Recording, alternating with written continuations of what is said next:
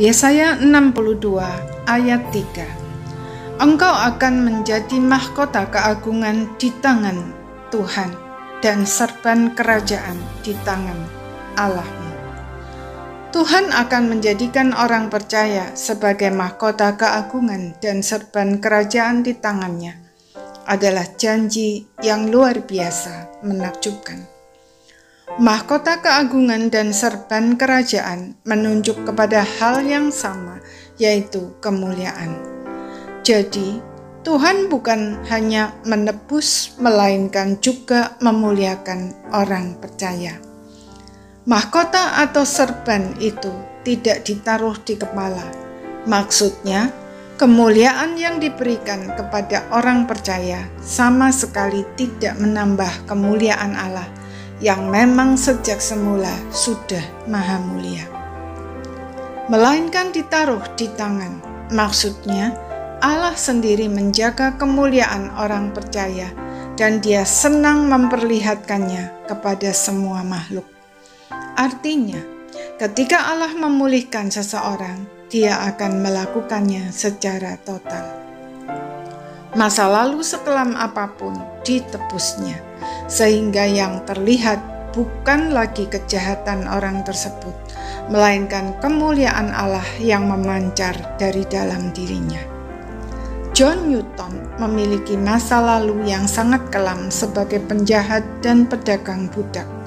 Meskipun demikian, oleh penebusan Kristus, orang mengenangnya bukan sebagai penjahat atau pedagang budak, melainkan sebagai penulis lagu-lagu rohani, khususnya Amazing Grace yang sangat terkenal itu.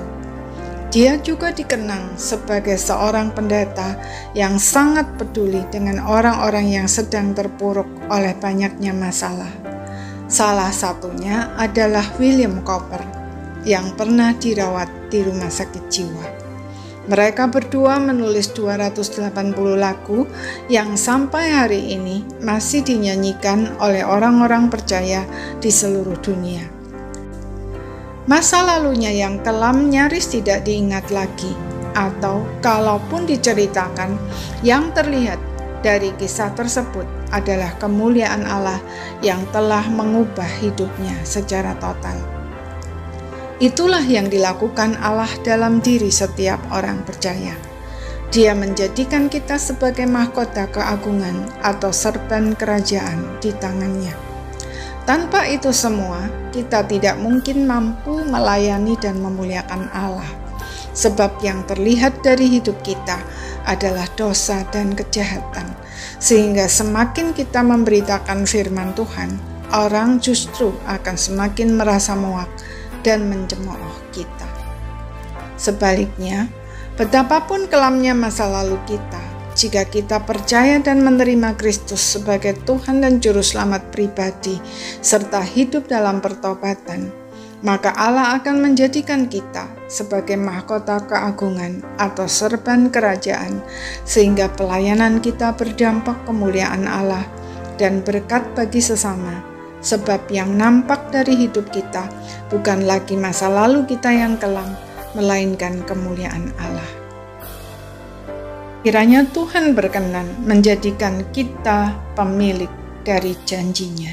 Amin.